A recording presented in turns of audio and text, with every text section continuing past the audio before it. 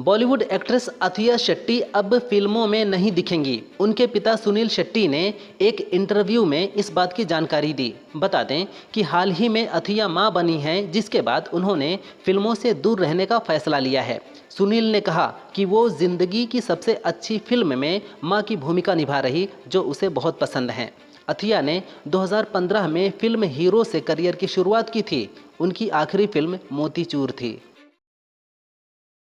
कांग्रेस महासचिव जयराम रमेश ने एक्स पर लिखा, पहलगाम में पाकिस्तान प्रायोजित भयावह आतंकी हमले को 1 महीना बीत चुका है, लेकिन इस हमले को अंजाम देने वाले असली आतंकी अब भी आज़ाद घूम रहे हैं। अब रिपोर्ट्स सामने आ रही हैं कि यही आतंकी गिरोह दिसंबर 2023 में पुंछ और अक्टूबर 2024 में गगनगीर व गुलमर्ग में हुए जानलेवा आतंकी हमलों के लिए भी जिम्मेदार था। ये आतंकवादी पिछले 18 महीनों से घूम रहे हैं। उत्तर प्रदेश में हीट वेव का प्रभाव कम करने के लिए प्रयागराज में मलिन बस्तियों में घरों की छतों को सफ़ेद पेंट कराने की तैयारी है। छतों पर सफ़ेद पेंट करने से घरों का तापमान 3 से 4 डिग्री सेल्सियस तक कम हो जाएगा। घरों की छत पर सफ़ेदी कराने और इसकी निगरानी के लिए 18 सदस्यीय टीम गठित की गई है। गरीबों की छतों पर सफ़ेदी कराने का काम प्रयागराज नगर निगम द्वारा कराया जाएगा। बीकानेर में ऑपरेशन सिंदूर को लेकर दिए गए पीएम मोदी के बयान पर राहुल गांधी ने सवाल उठाए हैं।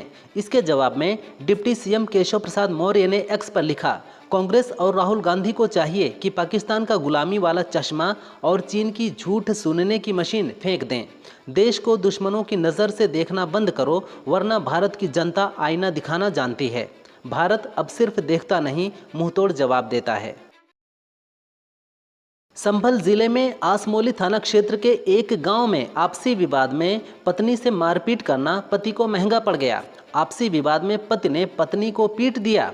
इसके बाद गुस्साई पत्नी ने धारदार हथियार से पति का प्राइवेट पार्ट ही काट दिया। पति पर हमला करने के बाद पत्नी ने आत्महत्या करने के उद्देश्य से तेजाब पी लिया। फिलहाल दंपति का अस्पताल में इलाज चल रहा है। उनकी स्थिति गंभीर है।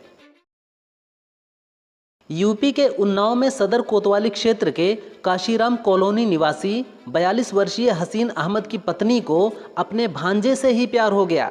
दोनों की नज़दीकियां बढ़ीं, फिर महिला अपने 6 बच्चों को छोड़कर भांजे के साथ फरार हो गई।